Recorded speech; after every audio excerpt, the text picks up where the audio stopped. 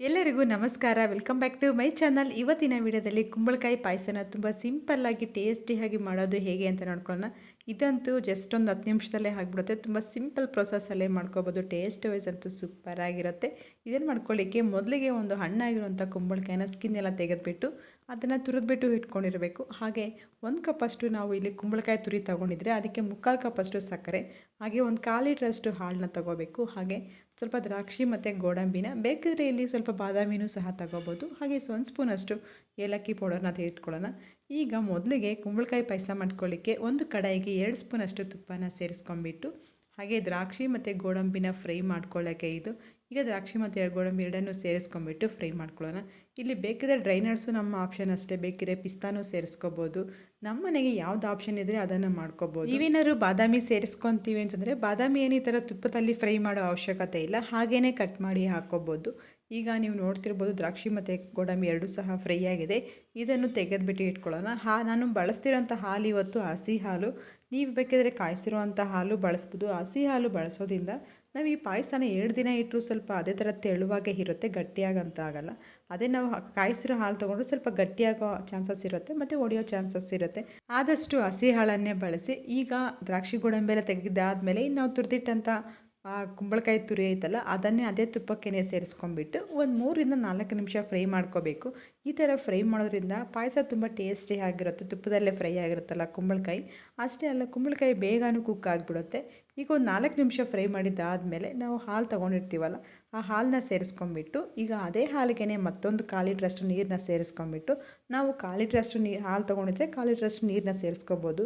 ಅರ್ಧ ಲೀಟ್ರಷ್ಟು ಹಾಲು ತೊಗೊಂಡಿದ್ರೆ ಅರ್ಧ ಲೀಟ್ರಷ್ಟು ನೀರನ್ನ ಸೇರಿಸ್ಕೋಬೋದು. ಈಗ ನಾನು ಯಾವ ಪ್ರಮಾಣದಲ್ಲಿ ನಾವು ಹಾಲು ತೊಗೊತೀವೋ ಅದೇ ಡಬಲ್ ಪ್ರಮಾಣದಲ್ಲೇ ನೀರನ್ನ ಸೇರಿಸ್ಕೋಬೇಕಾಗುತ್ತೆ. ಈಗ ನೀರನ್ನು ಸೇರಿಸ್ಕೊಂಡ್ಬಿಟ್ಟು ಒಂದು ಕುದಿಯೋಕ್ಕೆ ಬಿಟ್ಬಿಡೋಣ. ಒಂದು 10 ನಿಮಿಷ ಚೆನ್ನಾಗಿ ಕುದಿ ಬರಬೇಕು. ನಾವು ಚೆನ್ನಾಗಿ ಕಳಿಸ್ತಾ ಇರಬೇಕಾದ್ರೆ ಹಾಲು ಉಗ್ತಾ ಇರುತ್ತಲ್ವ, ಕೈ ಆಡಿಸ್ತಾನೆ ಇರಬೇಕಾಗುತ್ತೆ. ಹಾಗೆ ನಮಗೆ ಕನ್ಸಿಸ್ಟೆನ್ಸಿ ಗೊತ್ತಾಗುತ್ತೆ. ಹಾಲು ಸ್ವಲ್ಪ ತಿಕ್ಕಾಗ್ತಿರುತ್ತೆ. ಕುಂಬಳಕಾಯಿ ಎಲ್ಲ ಸ್ವಲ್ಪ ಸಾಫ್ಟ್ ಆಗಿದೆಯಾ ಅಂತ ಕೈಯಲ್ಲೇ ಮುಟ್ಟಿ ನೋಡ್ಬೋದು. ಕುಂಬಳಕಾಯಿ ಏನಾದ್ರು ಸಾಫ್ಟ್ ಆಗಿದೆ ಅಂತಂದರೆ ಈಗ ಇದಕ್ಕೆ ನಾವು ತೊಗೊಂಡಿರೋಂಥ ಸಕ್ಕರೆ 3/4 ಕಪ್ಪನ್ನ ಸೇರಿಸ್ಕೊಳ್ಳೋಣ. ಇನ್ನೂ ಸ್ವಲ್ಪ ಸ್ವೀಟ್ನೆಸ್ ಬೇಕು ಅಂದರೆ ಇನ್ನೂ ಸ್ವಲ್ಪ ಜಾಸ್ತಿನೇ ಆ್ಯಡ್ ಮಾಡ್ಕೋಬೋದು. ನಿಮ್ಗೇನಾದ್ರು ಬೇಕು ಅಂತಂದರೆ ಬೆಲ್ಲ ಆ್ಯಡ್ ಮಾಡ್ಕೋಬೋದು. ಬಟ್ ಬೆಲ್ಲದ ಪ್ರೋಸೆಸ್ಸು ನಾನು ಬೇಕು ಅಂದರೆ ಕಮೆಂಟ್ ಮಾಡಿ. ಅದು ಬೇರೆ ಥರ ಪ್ರೋಸೆಸ್ ಏನೇ ಐತೆ, ಬೆಲ್ಲ ಹಾಕೋದು ಯಾವ ಥರ ಮಾಡೋದು ಕುಂಬಳಕಾಯಿ ಪಾಯಸನ ಅಂತ. ಬಟ್ ಬೆಲ್ಲದಂತೂ ತುಂಬಾ ಚೆನ್ನಾಗಿರುತ್ತೆ. ಹಾಗೆ 1 ಸ್ಪೂನ್ ಅಷ್ಟು ಇದಕ್ಕೆ ಏಲಕ್ಕಿ ಪೌಡರ್ನ ಸೇರಿಸ್ಕೊಂಡು ಇನ್ನೊಂದು 10 ನಿಮಿಷ ಕುದಿಸ್ಕೊಳ್ಳೋಣ.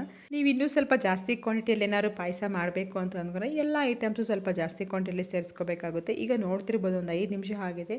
ಹಾಗೆ ಹಾಲು ಸ್ವಲ್ಪ ಗಟ್ಟಿಯಾಗಿ ಆಗ್ತಿದೆ, ಪಾಯಸನೂ ಸ್ವಲ್ಪ ತಿಕ್ಕಾಗಿ ಆಗ್ತಿದೆ. ಈ ಪಾಯಸನಂತೂ 2 ದಿನ ಇಟ್ಟಿದೆ ಥರ ತೆಳುವಾಗಿರುತ್ತೆ, ಹಾಲೂ ಒಡೆಯೋದಿಲ್ಲ. ಇದೇ ಪ್ರೊಸೆಸ್ಸಲ್ಲೇ ಮಾಡಿ, ತುಂಬಾ ಚೆನ್ನಾಗಿರುತ್ತೆ. ಕುಂಬಳಕಾಯಿ ಪಾಯಸ ಅಂತೂ ತುಂಬ ಟೇಸ್ಟಿ ಆಗಿರುತ್ತೆ. ಕೊನೆಗೆ ನಾವು ಫ್ರೈ ಮಾಡಿದ ದ್ರಾಕ್ಷಿ ಗೋಡಂಬಿ ಐತಲ್ಲ ಅದನ್ನು ಸೇರಿಸ್ಕೊಂಡು 1 ಸ್ಪೂನಷ್ಟು ತುಪ್ಪ ಹಾಕ್ಕೊಂಬಿಟ್ರೆ ಕುಂಬಳಕಾಯಿ ಪಾಯಸ ರೆಡಿ ಆಗುತ್ತೆ. ಎಷ್ಟು ಈಸಿ ಪ್ರೊಸೆಸ್ಸಲ್ಲೇ ತೋರಿಸ್ಕೊಟ್ಟಿದ್ದೀನಲ್ವ. ನೀವು ಒಂದ್ಸಲ ಟ್ರೈ ಮಾಡಿದ್ದಾದ್ಮೇಲೆ ನನಗೆ ಕಮೆಂಟ್ ಮಾಡಿ ಯಾವ ರೀತಿ ಬಂದಿತ್ತು ಅಂತ. ಸ್ವಲ್ಪ ಇದು ತಣ್ಣಗಾದ್ಮೇಲೆ ಕುಡಿದ್ರೆ ತುಂಬಾ ಚೆನ್ನಾಗಿರುತ್ತೆ. ಈಗ ಸ್ಟವ್ ಆಫ್ ಮಾಡ್ಕೊಂಬಿಟ್ಟು ಸರಿ ಇಟ್ಕೊಬಿಡೋಣ. ಪಾಯಸ ಸ್ವಲ್ಪ ತಣ್ಣಗಾದ್ಮೇಲೆ ನಾನು ಸರ್ವ್ ಮಾಡಿ ತೋರಿಸಿದ್ದು ನೀವು ನೋಡ್ತಿರ್ಬೋದು. ನಾವು ಮಾಡಬೇಕಾದ್ರೆ ಯಾವ ಕನ್ಸಿಸ್ಟೆನ್ಸಿಯಲ್ಲಿ ಇತ್ತೋ ಅದೇ ಕನ್ಸಿಸ್ಟೆನ್ಸಿಯಲ್ಲಿ ಕೊನೆಯವರೆಗೂ ಇರುತ್ತೆ. ಇದೇ ಥರ ನಾವು 2 ಡೇಸ್ ಬೇಕಾದ್ರೂ ಸ್ಟೋರೇಜ್ ಮಾಡ್ಬೋದು, ಏನೂ ಆಗೋಲ್ಲ, ತುಂಬಾ ಚೆನ್ನಾಗಿರುತ್ತೆ. ಬಟ್ ಫ್ರಿಜ್ಜಲ್ಲಿ ಮಾಡ್ಕೋಬೇಕಾಗುತ್ತೆ. ತುಂಬಾ ಸಿಂಪಲ್ಲಾಗಿ ಪ್ರೊಸೆಸ್ಸಲ್ಲೇ ಆಗುವಂಥ ಕುಂಬಳಕಾಯಿ ಪಾಯಸ ಇದು. ನೀವು ಒಂದ್ಸಲ ಖಂಡಿತವಾಗೂ ಟ್ರೈ ಮಾಡಿ. ಹಾಗೆ ಹೇಗೆ ಬಂದಿತ್ತು ಅಂತ ನನಗೆ ಕಮೆಂಟ್ ಮಾಡಿ. ಈ ರೆಸಿಪಿ ನಿಮ್ಗೆ ಇಷ್ಟ ಆಗಿದರೆ ಒಂದು ಲೈಕ್ನ ಮಾಡಿ. ಹಾಗೆ ನಿಮ್ಮ ಫ್ರೆಂಡ್ಸ್ಗೆ, ಫ್ಯಾಮಿಲಿ ಮೆಂಬರ್ಸ್ಗೆಲ್ಲ ಶೇರ್ ಮಾಡಿ. ನಿಮ್ಗೆ ಅದು ರೆಸಿಪೀಸ್ ಬೇಕು ಅಂತ ನನಗೆ ಕಮೆಂಟ್ ಮಾಡ್ತೀರಿ. ಆ ರೆಸಿಪೀಸ್ ನಾನು ಮಾಡಿ ತೋರಿಸ್ತಿರ್ತೀನಿ. Thank you for watching.